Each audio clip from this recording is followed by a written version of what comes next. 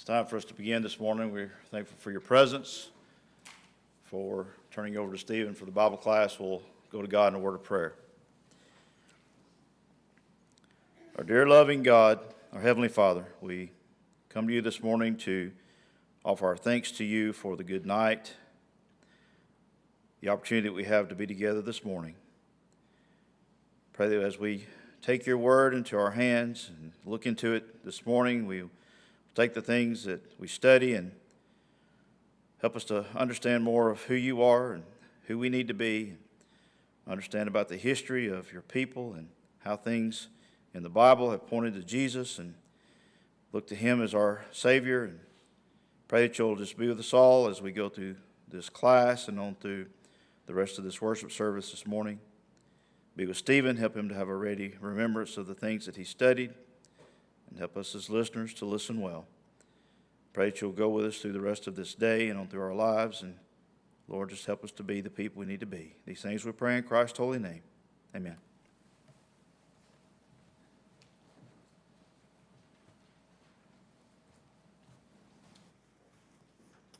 All right, we are picking up in lesson 15.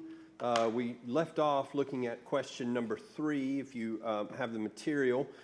We are, for those of you who are visiting, we are in the closing lessons of a study of the United Kingdom, and so we're looking at 1 Kings 1 through 11. We are going pretty rapidly through the material, and so we don't have a lot of time to camp out anywhere, but we're trying to make some helpful observations as we go along. We'll try to finish up this lesson this morning, and so that we'll just have the one lesson, lesson 16, for this Wednesday night. I sent out an email about the material starting next Sunday. There should be copies. They have the 3-hole punch, but they also are stapled together in both entrances. There's 12 lessons. Some of those lessons cover a lot of ground, some of them cover a little ground, but they're just broken up into lessons of groupings. And the way we're going to group the book of Job is basically each of Job's friends and Job's responses. We're going to look at those individually. Then we're going to look at the speeches of Elihu and then the speeches of God at the end. And so that's how it's grouped together. Well, obviously, Elihu's speeches, God's speeches at the end are lengthy. We'll give more time to those. But at any rate, we're going to do a brief overview to begin with of the wisdom literature. And so go ahead and be just looking over that first lesson for next Sunday morning. All right, coming back to our lesson this morning. Kevin, do you mind going ahead and jump into number 3 there? Question number 3.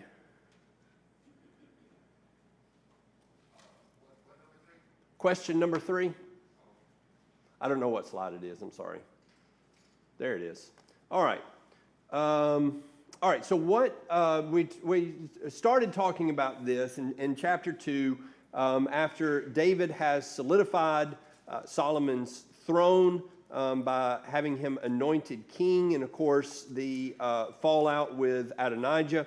David gives Solomon some charges, and we answered a couple of those. Let's just go back through that. We started off with the charge to follow God, or as Brad pointed out, even before that, to be strong and show yourself a man, all right, and then follow God's commandments. Then what other charges did he give to Solomon here? All right, take care of some business. Specifically, Shimei and Joab. All right, so let's take those individually. First of all, Joab. What is David's beef with Joab? Pardon? The 2 that he mentions these 2 that he has killed, and essentially it's treachery, right? Because these are not military engagements, but rather they're underhanded treachery that Joab engaged in. And really for personal reasons in both instances. They're kind of political rivals who come in. You have Abner who comes in as a political rival, and then you have Amasa that comes in as a political rival. And so in each instance, Joab's taken out his competition. And so it's not, some sort of protective. Incidentally, there's another death that Joab is responsible for that I think is not mentioned here. And who is that? Yeah, and so that one is actually in the midst of war. And while Absalom is in a helpless state, Absalom is in a state of absolute rebellion. He is the one who is treacherous. And so David, here is David not really bringing up personal affronts like he could. He could say, he killed my son. But that's not the point. The point is really where Joab did go off the rails, and not just in a personal way to David. And so I think that distinguishes David from just like spilling petty grievances here and saying, go take care of these my hurt feelings. No, this man is a problem. This man seeks his own, and he will not help your kingdom. And so it's really to establish Solomon's throne. What about Shimei? Yeah, he cursed him, but he swore him that he would not hurt him. Yeah. He was like, hold him accountable for what he did. Yes. All right. So this is David is leaving Jerusalem at the time that Absalom is usurping the throne, and Shimei there. And what's Shimei's connection? Yeah, of the house of Saul, and he curses David. And what is so foolish about Shimei's curse from that standpoint?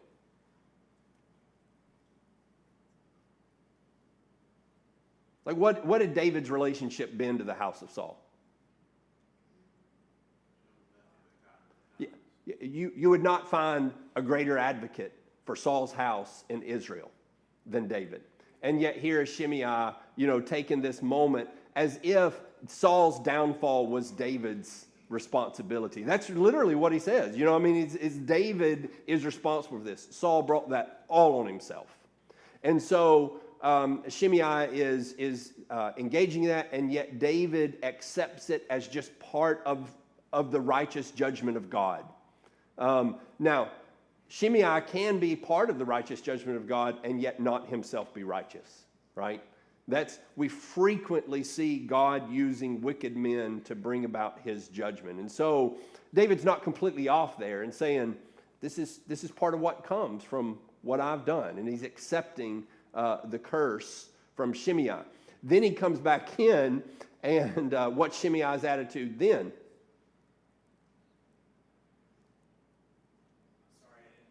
Yeah, essentially, take it back, right? I didn't mean any of that I said. And so do you think that David's vow to him is appropriate or shrewd or righteous, or that he should have judged him accordingly? Should David have already handled this, in other words?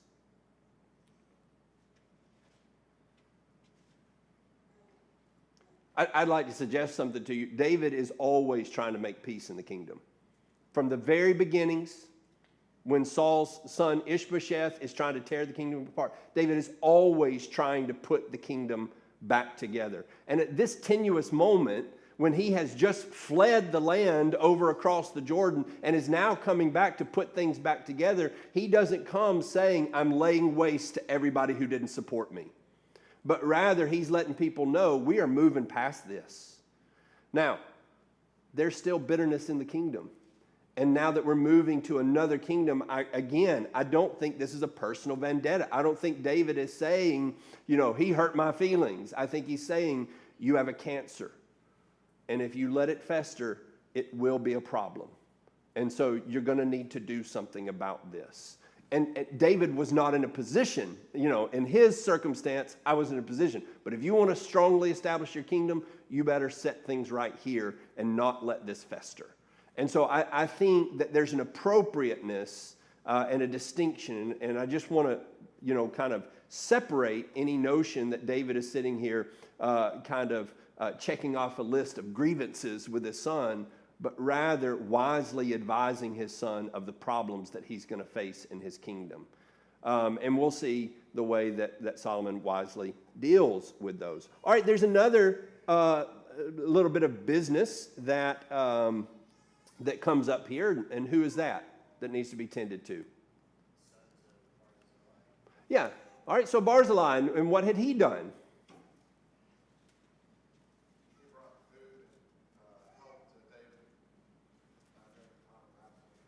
Yeah, he was an ally when not many people were, right? So David is running away, and Barzillai offers him strength and aid during this low time.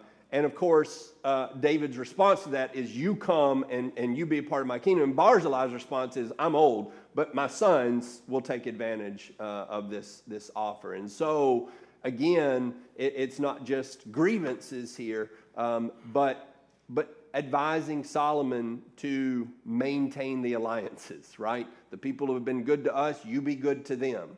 And so in a lot of ways, I think this is wise advice from a wise king to his son about how to establish his throne. And of course, all of this is following the advice of keeping God's commands. And so this is anything but petty at the end of David's life. All right, so how does Solomon handle all this? What does he do, first of all, with Joab?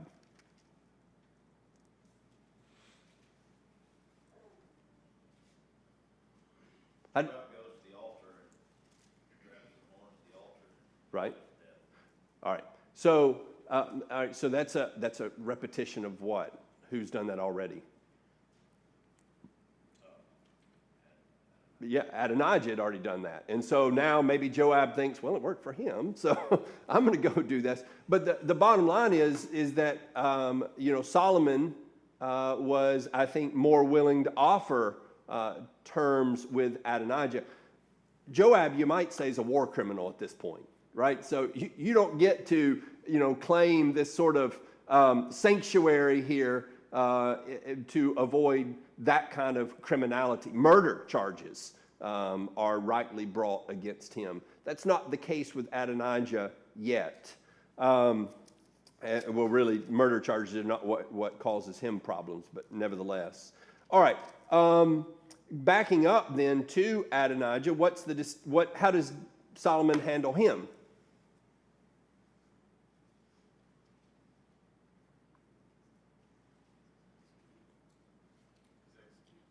He's executed, but how and why?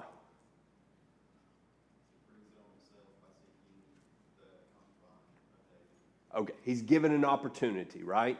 And so he comes in, and how does he ask, how does he approach Solomon about this concubine? Yeah, so he goes to Bathsheba, and he says to her, this scene fascinates me a little bit. I can almost see Bathsheba going, oh yeah, I'll ask him for you. It's like, yeah, if that's what you think is going to get you in good here. And so she goes and passes that along. And of course, Solomon sees that for what it is. There's a distinct contrast here between this instance and what earlier instance that sort of presages this. Where have we had another concubine being asked for? At the beginning of David's kingdom, Ishbosheth and Abner. And when Abner comes and asks for Saul's concubine, what's the response from Ishbosheth? He gets angry. Yeah. Ishbosheth really never had much power, did he? Abner was his power. But here Adonijah comes and he challenges Solomon's power, and the distinction and the contrast between Ishbosheth and Solomon is that Solomon has the right to the throne and Solomon does have the strength.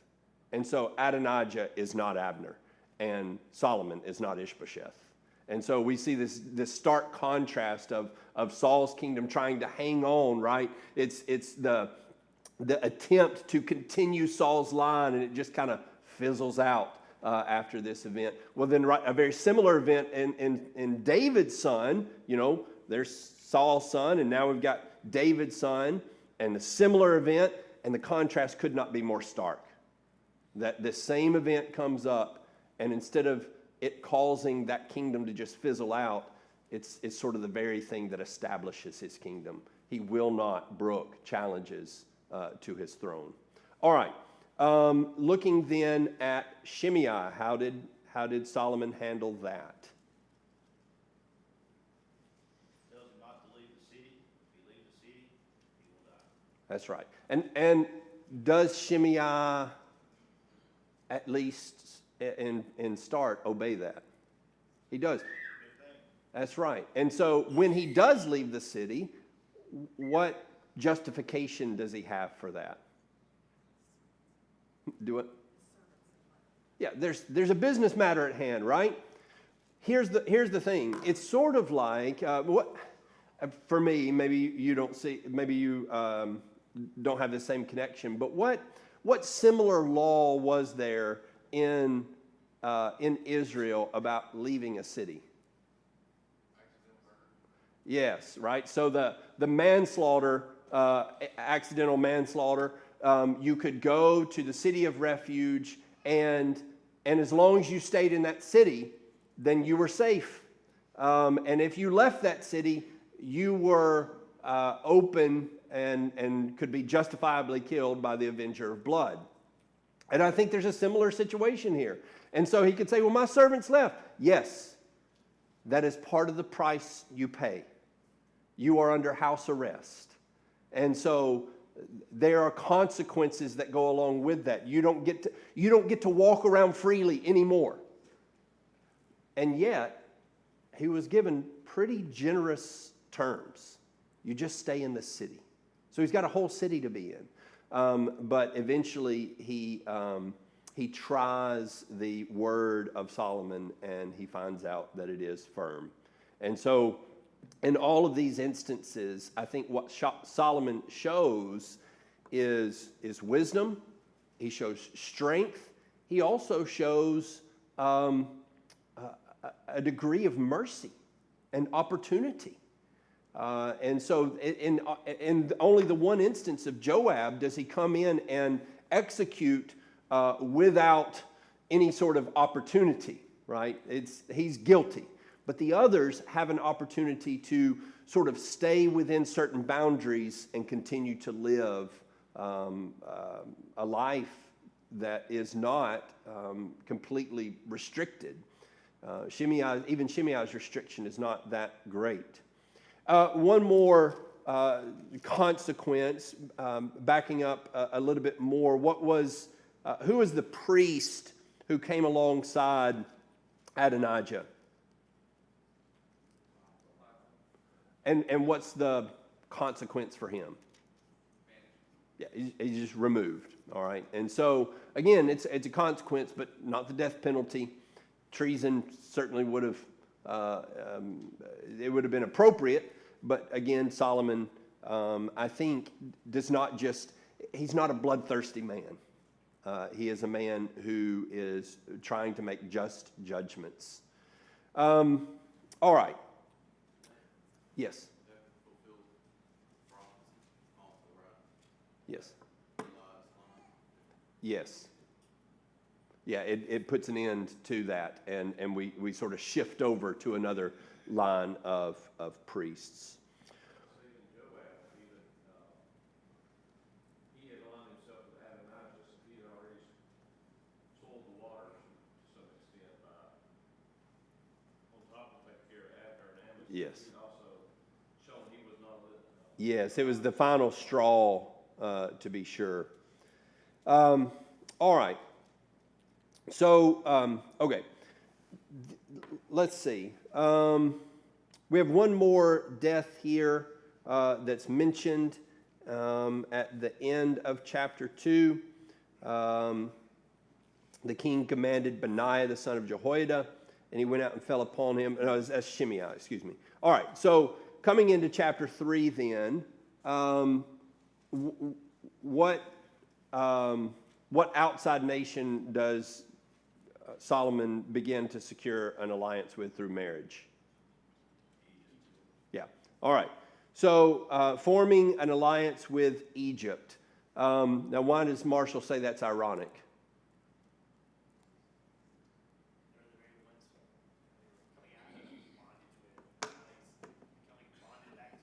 yet. Think about that.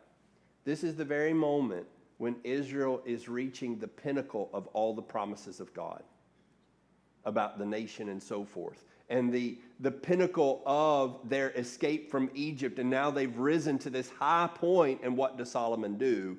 But turn back to their origins.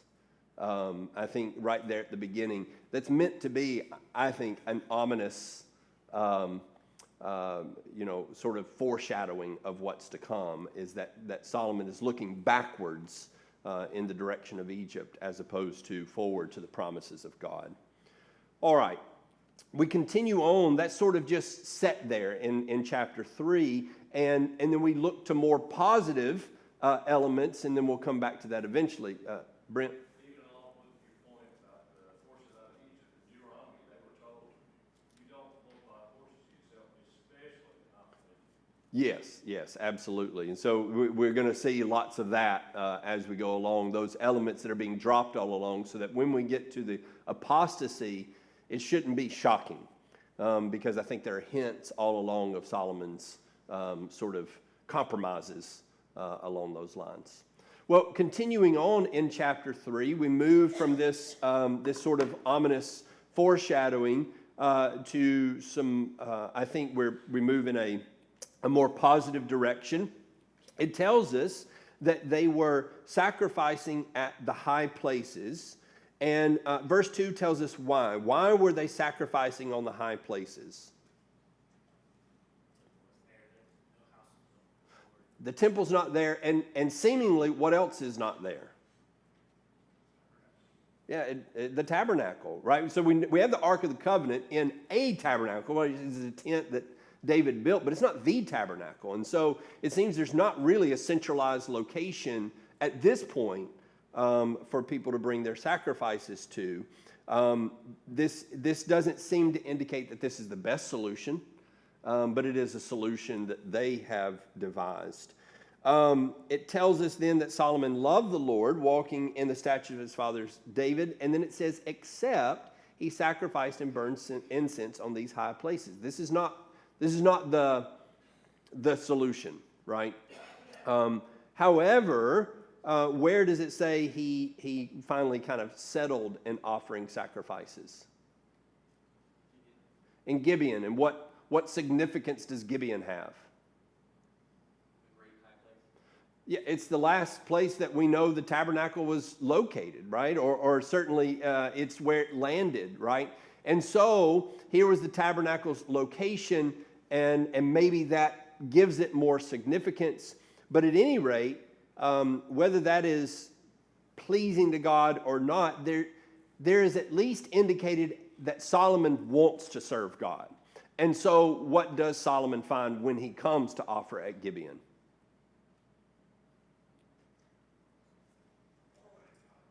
He finds God, right? And so God communicates with him. And what is God's question to Solomon, or offer?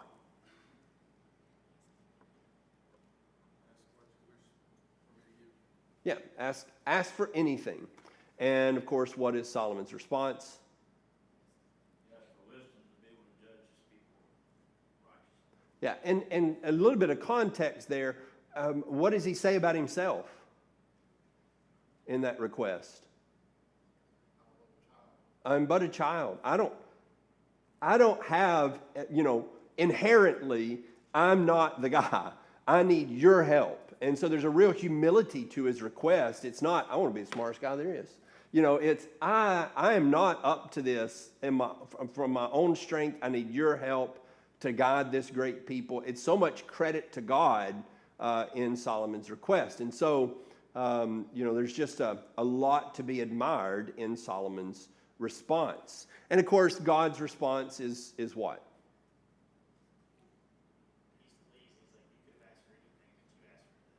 And so he gives that and what?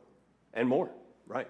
And so he gives him not just wisdom, but splendor, riches, power. And incidentally, God is giving those things. God is blessing Solomon with those things. Do they ultimately end up being a blessing to Solomon? Why not?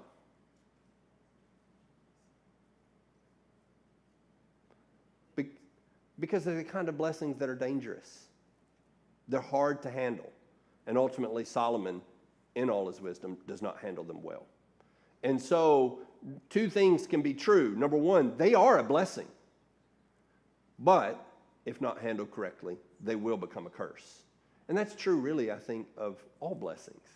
You know, every blessing that God might give us. And the answer is not to say, that's not good, that's a bad thing. No, God is the one giving it. God says it's a good thing. Solomon is the problem. We are the problem, right? It's not the things. And so we want to make that distinction and understand that God is not the problem, certainly here, in giving these things to Solomon. And what we'll find as we read in the wisdom literature is Solomon ignored his own wisdom. And I think comes back to it in Ecclesiastes, and we see that indeed he did have what it took, but he made decisions and turned in directions that caused him to misuse and abuse those blessings. All right. Any other thoughts on that chapter, on chapter 3 and Solomon's interaction with God there? All right. In chapter 4, we see that the kingdom of Solomon expands to include numerous officials, an innumerable population, great wealth, and famous wisdom. What is all of that in connection with Genesis 15 and 22 and 32?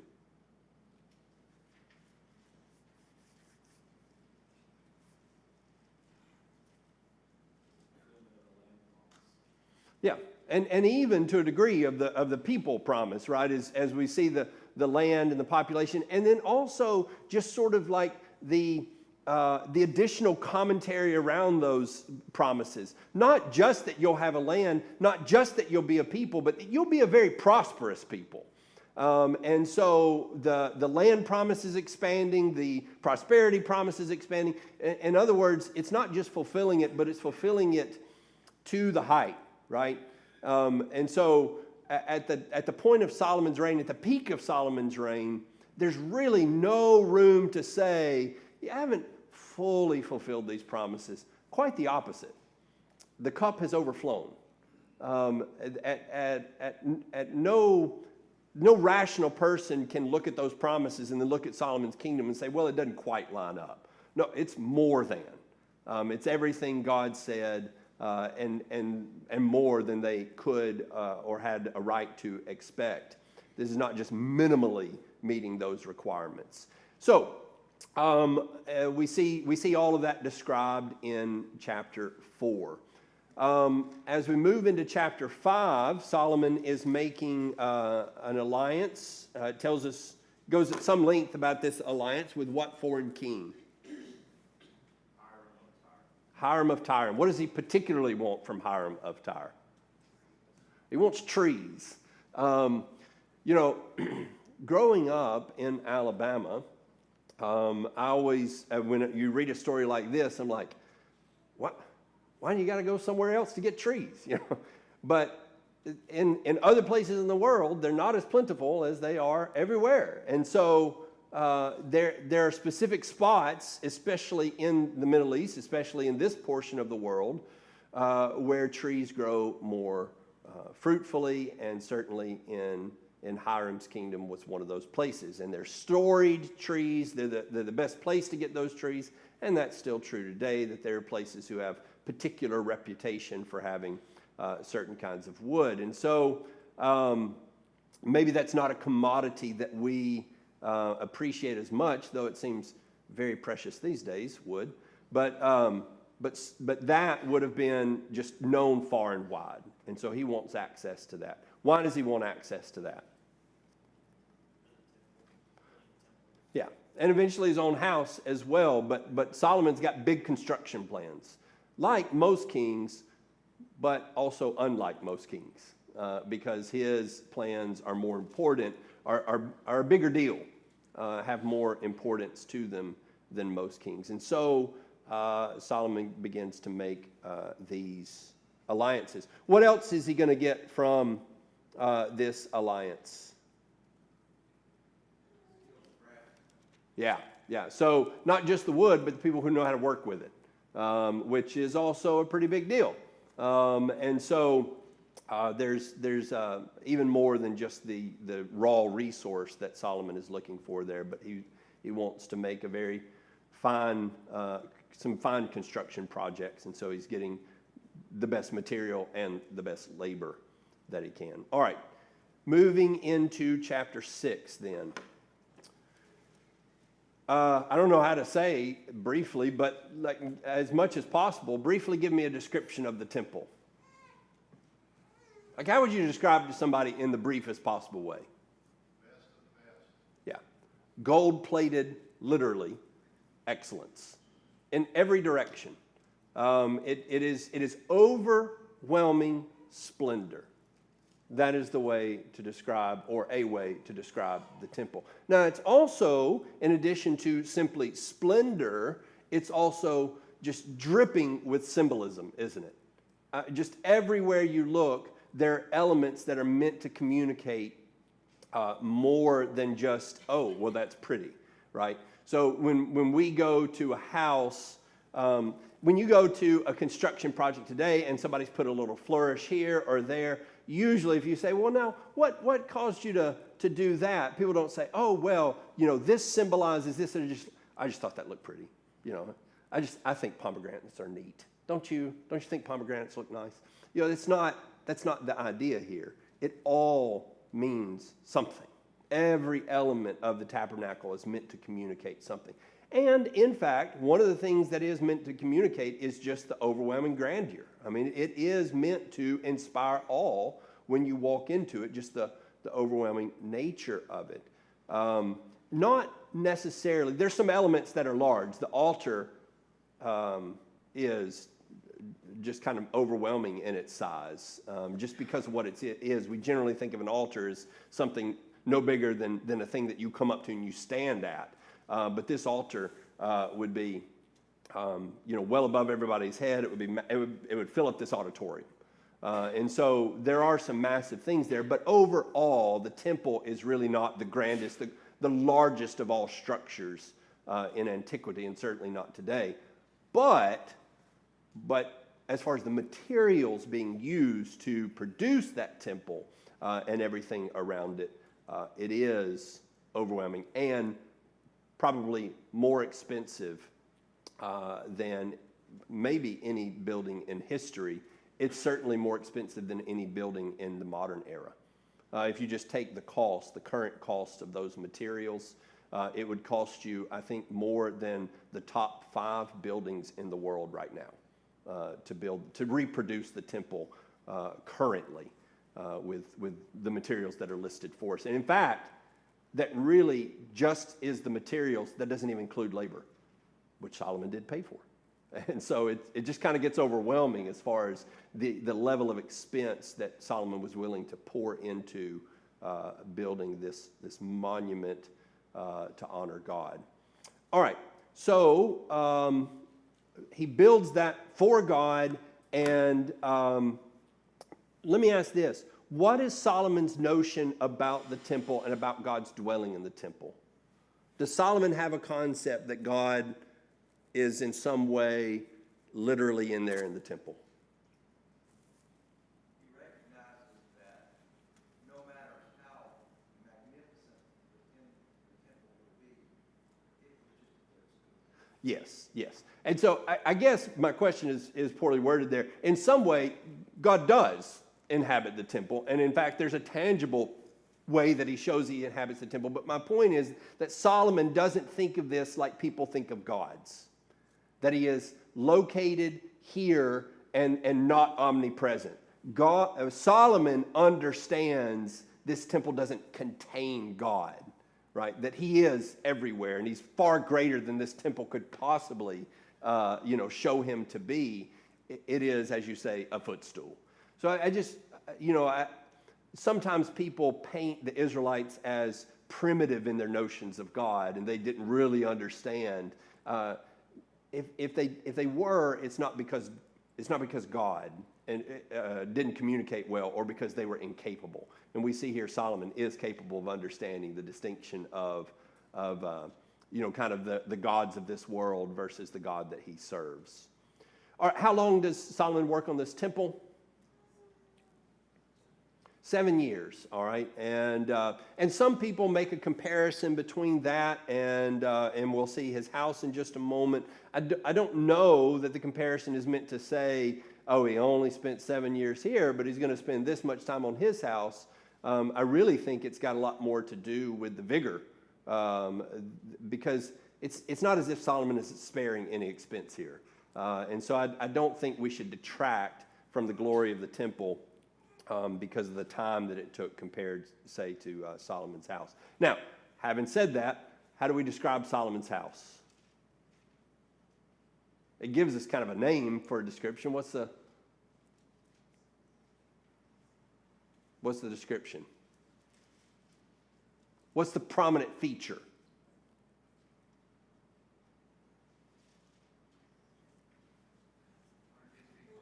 Do what? It's big, yeah. Bigger than the temple, in fact. As I said, the temple is not, the size is not what's so impressive. Yeah, it's the wood, right?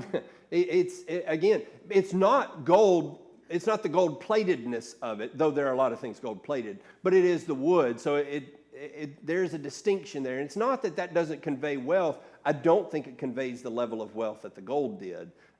It does convey wealth. I do think there is at least a little bit of a step down here from the look of what Solomon has here versus the other. Now, as far as splendor, it's still there. Solomon's throne, I don't know if you looked at that. It's made of ivory and then gold-plated.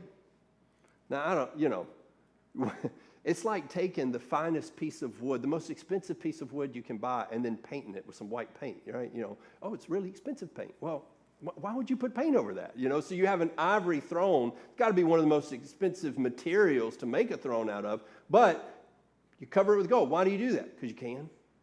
And you can tell people that I sit on a throne of ivory and then I covered it in gold.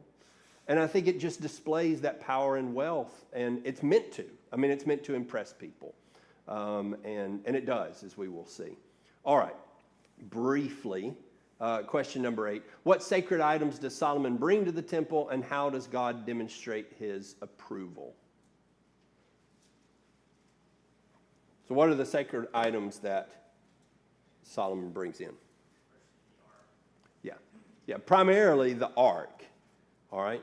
What, as far as God's approval, how is that shown?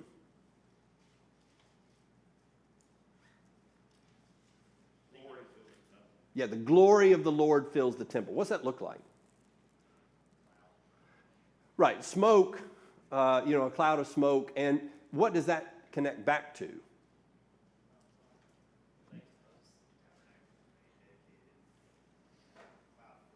Yeah, cloud filled that. And I would say also, remember, it's the cloud, it's the pillar of smoke that leads the people by day, right? So this has long represented the presence of God. Like, when you see that, you think that's where God is, right? And so God is still using the same imagery to show these people, I'm coming in to dwell in the temple. He's giving them tangible things to grab hold of and say, I know God is in there. All right, we will finish that up on Wednesday. We will also look at lesson 16 and have a little bit quicker pace there so that we'll finish up on Wednesday.